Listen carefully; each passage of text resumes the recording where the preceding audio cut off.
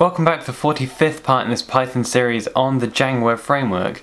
In this one we're going to talk about Django forms and why are they useful as opposed to the sort of normal HTML forms that you might be used to writing if you sort of are a bit familiar with how to submit data using HTML in general. So we're going to go over sort of a basic HTML form, and then I'm going to try to compare that with a Django form and talk about the advantages and disadvantages to each. So let's get started with first implementing that sort of basic form. In the last video we worked on this view which renders the home template, which I have here, and in that template I'm going to go to the home.html template, and here I can simply add a HTML form if I want to. So in pure HTML I could just do form like this, and I'm just going to do method equals post. So post is the method that you use to submit data to a web server, as opposed to the get method where you can retrieve data from the web server. Those are the two most common types of web requests that you're going to be making, unless you sort of maybe build an API which can use others. But for the most part it's just going to be get and post.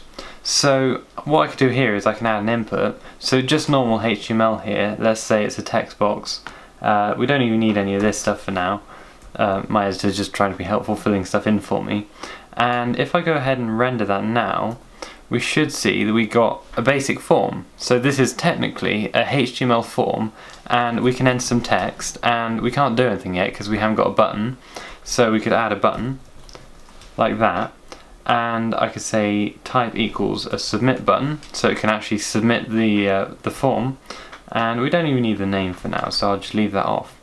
So I'm going to add text. So this is the text that's actually on the button. So the submit text is like that. If I do this, I could enter some text and I could say submit. So that is technically a HTML form, and that is a way of doing a form. Although with Django it offers a much better way, and you can use Django forms to sort of replace some of this, because there's a lot of disadvantages to writing pure HTML forms like this. So for one, it's, as you can see here, it's a massive sort of security hole in your website, because there's no data validation that's gone on to sort of submit this data. Now we could sort of get rid of this error here by saying by adding this cross-site request forgery token so that it's slightly more secure. So I'll go ahead and do that.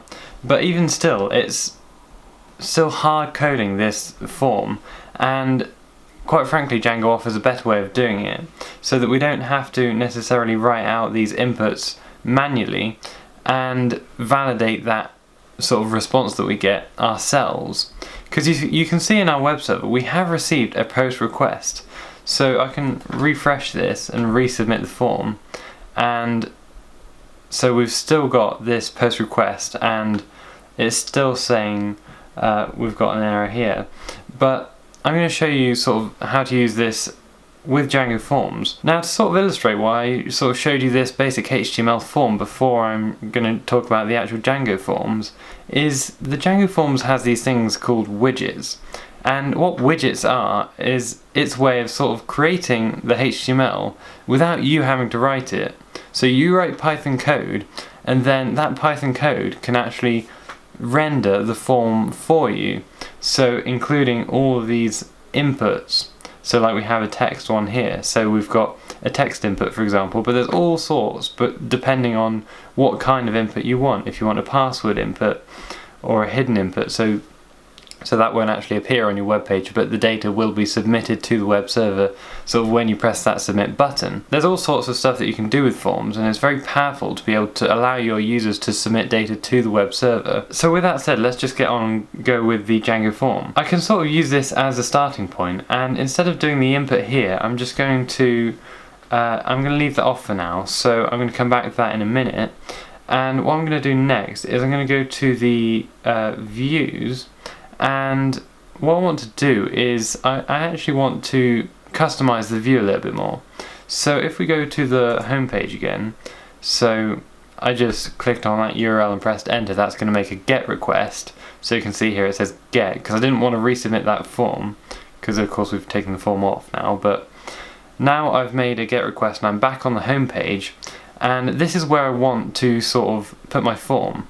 So I'm just going to do a very basic form which is going to allow me to submit some text to the web server, to our view function, or to our view class rather, and have us be able to access that inside the view. So to be able to start creating this form, I'm going to customize the view slightly, and I'm going to define a new method called get. So this is going to correspond with the get request that we've been making with the web server, and in this particular case, we can ignore that because I haven't finished typing it, but I'm going to say self and request, and that's pretty much all we need to do to actually define the method. So make sure it does take request as well, because that's going to be important. And what we're going to do is we're just going to render the form when they make a get request. So what I want to do is I actually just want to define a form which I can use in this view to be able to then render that form to the template. So what I'm going to do is I'm going to create a new file, as is sort of standard practice in Django, called forms.py, and what I'm going to do is I'm going to say from Django import forms. So this is a thing that's built into Django, and we're simply going to create a class which inherits from that. So I'm going to say class, so this is my form, which is going to be, let's say, home form, because it's on the home page, and I'm going to say forms, so using that import above, dot form, so just form, not plural on the end there, and I'm going to say just one line, which is going to be post, so like we could post data or like a Facebook post sort of thing, and this is just going to be simply forms dot character field. So a little bit like the models, you also have a similar sort of set of classes which you can define in your forms class, so that you can get access to those various different sort of inputs and various validation based on the information you're trying to collect. So for example, if you have a password input in your form, then you want to have a different sort of field render that, and the Django forms are going to do that out automatically for us and validate it and sort of make sure that it's secure and safe for us to use within our web application, without us having to do all that stuff manually like we would if we had to sort of hard code that HTML form like I did at the start. So with that done, I'm just going to put the parentheses on the end there and go back to the views where we should now be able to use that actual form.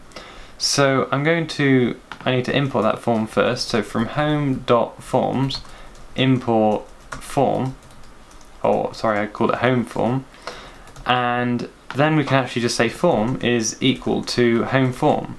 So I'm just creating a new instance of that class that we just defined, which happens to be our form, which we can then pass through to our template, because we've already inherited everything that we need to be able to render this class as a form from the actual form class built into Django, which is really nice because it's just sort of all done for us almost. So it's very nice like that. And what I'm going to do now is I'm simply going to return, because it requires a HTTP response of some sort, and so I'm going to use the render shortcut in Django to do that, like you've seen before, to render a template, and I need to import that. So from Django, in fact I'll just put it with the other Django import, from Django.shortcuts, I'm going to import render. So now that we have access to that, I can now use that. So the first argument is, as always, request. So just because this is a class-based view, it doesn't change the fact that we need to pass request through to the render method. And now the second thing, as you might remember from the function-based views, is going to be the template name. But because we've already defined that here, we don't have to hard code it again. So we can just say self.template name, which is going to refer is going to refer to the actual object, and so template name being the attribute on this class. So that's just going to refer to this string here. And now what we can do is I'm just going to pass through form.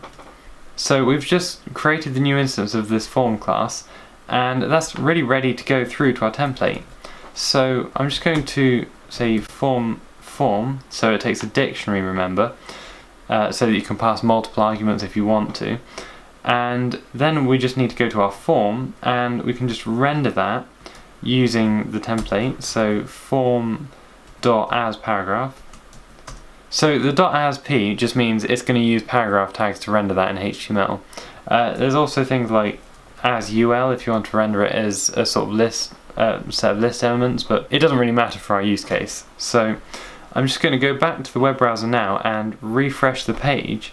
So now we've actually got another form, so just like we had with our HTML form where it's just an input here, but now it's actually much more powerful because not only are we able to enter text like before, we could submit data, and of course nothing's going to happen because we haven't allowed a post request to this view yet, but we'll get to that in the next video. But this is going to sort of validate it. So because we said that this in our forms.py, this field we set, well, by default it's set to be required. So if we wanted to override that, we could say required equals false like this, and then that would make it optional. But because we haven't done that, Django is going to be clever and say, okay, so if he doesn't enter any data here and you try to submit it, it says please fill in this field. So it's really nice because it actually provides some nice UI elements so that you can actually have that validation to your users, and it's very, very powerful like that because it's just built in. You don't have to do it manually, which means that it's been done by the experts that wrote Django, and they're really good Python developers, at least better than I am. So you can use that and sort of be sure that it's going to work pretty much, and it's just going to be much, much faster for you to be able to sort of write these forms and make lots of them and develop much faster, and also make them more reusable and things like that using the classes as well. So that's really it. That's all you have to do to be able to create a Django form and submit data to the server. So in the next one we're going to talk about how we can actually handle that data that was submitted to the server.